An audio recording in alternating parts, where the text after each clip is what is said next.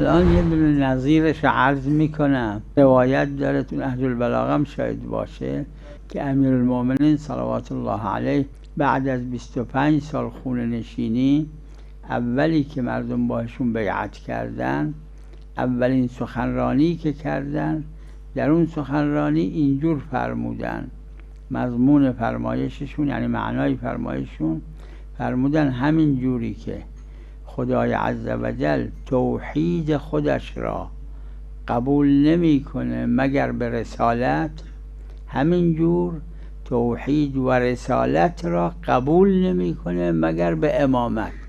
وقت در رسالت چی میگیم؟